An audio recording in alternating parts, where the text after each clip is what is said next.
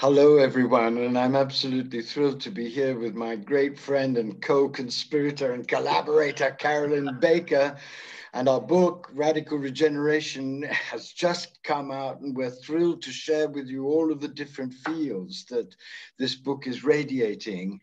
And what we're going to be talking about today, Carolyn and I, is what we both believe to be the central and most disastrous problem of our time, which is the genocide of truth, the secession from truth that is taking place in every realm of our world.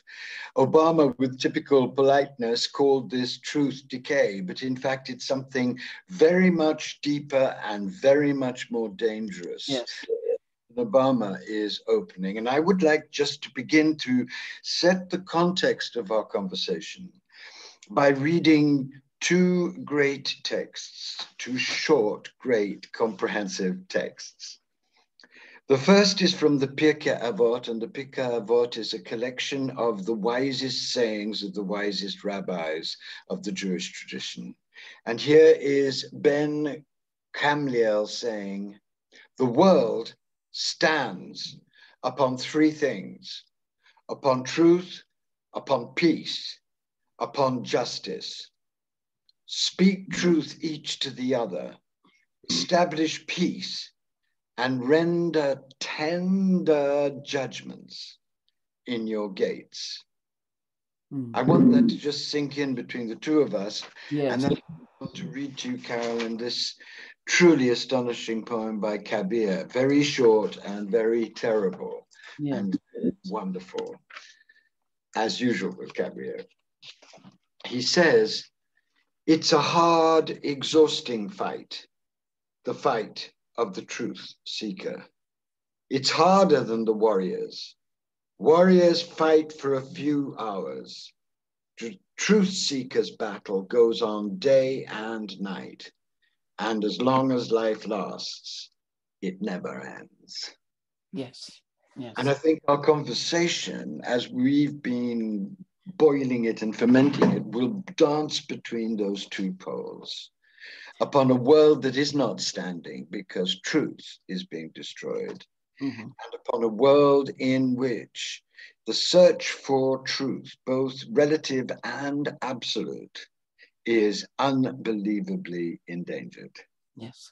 You know, I was, we're, by the way, just let's remind folks that we're doing our Elderspeak. Elderspeak. And I was on a meeting this morning with a number of people from deep adaptation and from all over the world. And what I noticed immediately as we were talking about collapse is that everyone has this same concern that you've just expressed: truth decay.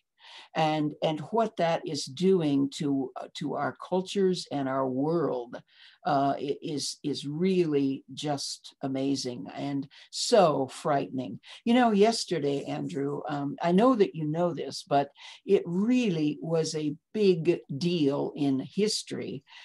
This article in The Guardian, "A Warning on Climate and the Risk of Societal Collapse." This is written from Professor Gesa Weyenmeyer and Professor Will Steffen. Was an article in The Guardian. And this is the first paragraph. "As scientists and scholars from around the world, we call on policymakers to engage with the risk of disruption and even the collapse of societies. After 5 years failing to reduce emissions in line with the Paris Climate Accord, we must now face the consequences. While bold and fair efforts to cut emissions and naturally draw down carbon are essential, researchers in many areas consider societal collapse a credible scenario in this century." So now we have scientists and scholars talking about the collapse of industrial civilization. I've been writing about it for 13 years. You've been speaking and writing about it for at least that long, if not longer. And here we are with now scientists and scholars telling us this. And this is where the lack of truth has gotten us for all of these decades. And this is deeply scary, the spread of conspiracy theories on all levels and in all realms that defeat, destroy, and detonate truth means that whatever solutions we come up with to deal with political collapse, to deal with economic collapse, to deal with the all-embracing environmental collapse, whatever solutions will be dogged by falsity, will have a huge part of the population either rejecting them or actively trying to deconstruct and destroy them because they've been inspired by very cynical, mad people with carefully chosen relative facts, alternative facts, invented facts, i.e. lies, to spread visions that ensure their power. That's the scenario we're looking at. Both ways are a defeat of truth. If we'd been able to face anything, we would have changed everything to deal with the climate crisis in the 80s. Yes, we would. If we'd been able to face anything, we would have done everything we possibly could to stop the massacre and genocide of the animal world. Yes.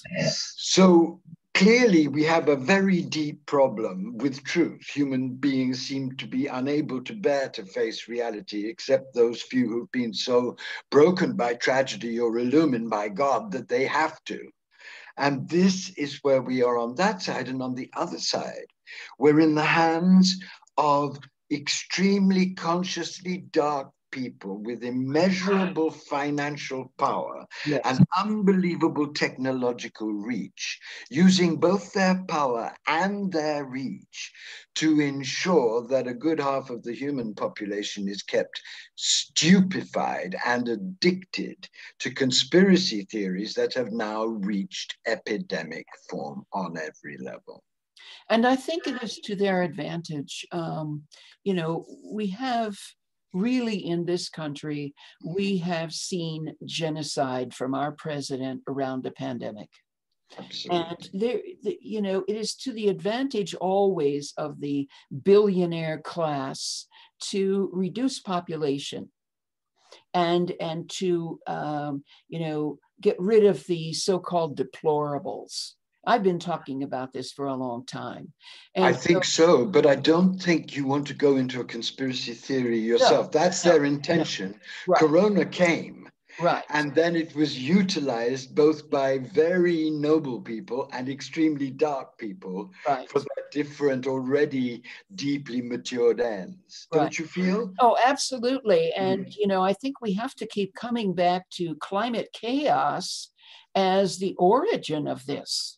You know, absolutely. We have to keep coming back to that, you know, that misuse of the relationship of humans and animals that precipitated the arrival of the pandemic, and also the ice melt that is caused by climate change, where these you know, organisms that have been around 40,000 years are now coming up through the permafrost. And this is directly related. This is science. This is not somebody's conspiracy theory. This is science. And it's heartbreaking and it's maddening when you cannot talk to people about science because they don't, you know, it's like somebody telling you, tomorrow morning, the sun is going to come up in the west and it's going to go down in the east. That's what we're dealing with. You know? Absolutely. But they were also dealing with the second part. We're also dealing with people who have immense power and influence, seeing that climate change is real, being prepared to spread false information about it being a hoax so that other people don't rise up to protest their power and stop that dark, horrible bargain being made, whereby they get to enjoy the goodies, the yachts, and the Lamborghinis, while real climate change breaks over in a wave they know will probably be unstoppable, but doing it this way just keeps them rich and powerful. And I know this because of Dark Money by Jane Mayer. Yes. I read that book 3 or 4 Yes. times because I could hardly believe it. My eyes shriveled at its clarity, at that burning fire of dark truth that came from it. And there's one example that symbolizes exactly what we're talking about. And that's the example of Charles Koch, the remaining Koch brother, who seemed in a letter a few months ago to be regretting his support of the Mad King, but on real observation turned out to be doing exactly what he's always been doing, which is knowing that climate change is real, spreading information that claims it's a hoax, because that keeps the money from the fossil fuels that make him a multi-billionaire omnipotent being flowing. The depth of that savagery and cruelty and cynicism and appalling, obscene heartlessness is a real revelation of evil and the power of evil in our world. And it's time that that was faced, because this destruction of truth is evil. This is what the Jewish sage is saying. The world stands upon these 3 things: truth, peace, justice. If there is, and truth is put at the top. Absolutely. Yeah. If there's no truth, without truth, there's no peace and no justice. Right. There are no facts. There's just one group of completely stupefied people in denial and another group of absolutely cynical, conscious, manipulative, very powerful, very brilliant people who are using the full force of technology to keep us enslaved so they can enjoy the fruits of their madness until the whole thing explodes. That's how cynical they really are. And it's time to face that and stop being Nancy about it, because our only hope of meeting it is by knowing it in the world, knowing it in human nature, and knowing it in ourselves. Yes. So we're being asked by truth to face 2 sides of truth. One, the truth of our devastating impact on ourselves and on our world through our addiction to dark power on every realm in our culture now, just an addiction to dark power. And the truth that is being radiated towards us in that great poem by Kabir, the truth that is standing up for truth, which isn't simply facts and reality, which is science's great province, but also the essential mystical truth that we celebrate in radical regeneration, which is original blessing, that we have divine consciousness and our life purpose is to embody it, and it's real, and it has laws of profound responsibility for all life, because divine consciousness is immanent and transcendent. It's connected to the final light that is creating all things, and it's also connected through that light with absolutely everything that lives, with an absolute duty born of love to serve and love and honor and respect everything that is on this earth. And that is the revelation of truth, that is the universal revelation. And that's the 2 opposites that are being held together in our psyche at this moment, because all of us have to ask ourselves, which truth are we betraying? Well, there's a very, very important truth, and I wrote an article about it yesterday regarding the pandemic. And one of the things, the truth that I believe we must acknowledge going forward is the truth that I mentioned in this Guardian article, that our industrial civilization and that way of life are collapsing. And that we must not turn to, these naive, progressive solutions, which, I've been a progressive all my life, all my adult life, and realize everything through the lens of collapse, that we are dealing with the collapse of civilization and its paradigm, and that we cannot apply, that's too small of a story.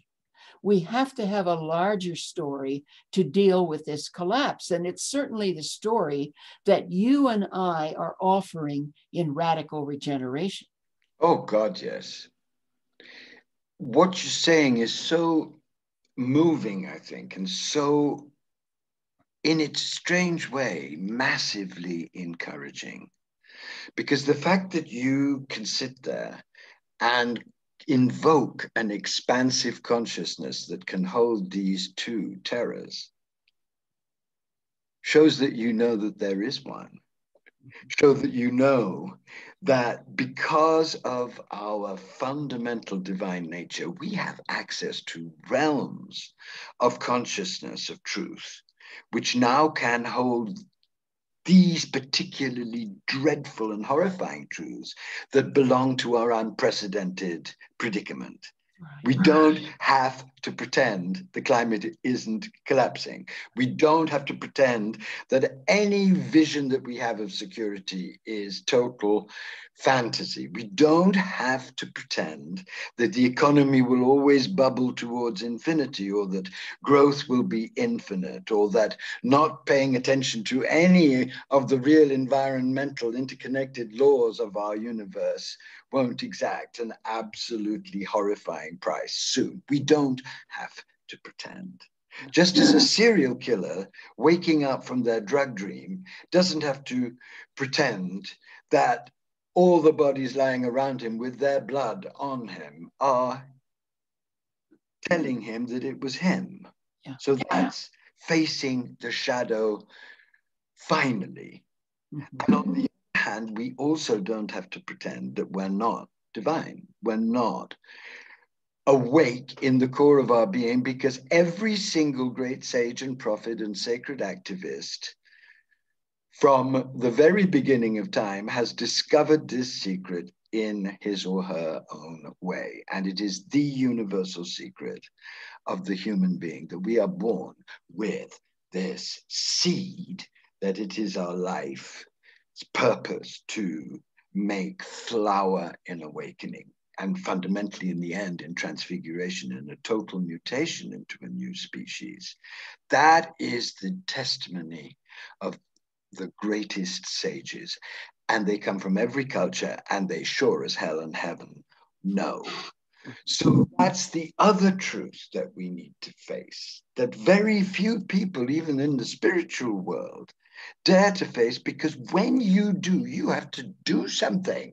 You have to give your life in service and joy and humility, whatever happens, whether the world goes on for another week, or whether the world goes on for 10 years, or whether the world goes through an unspeakable agony and emerges in remnants, the human world, tearing each other's guts out with bayonets.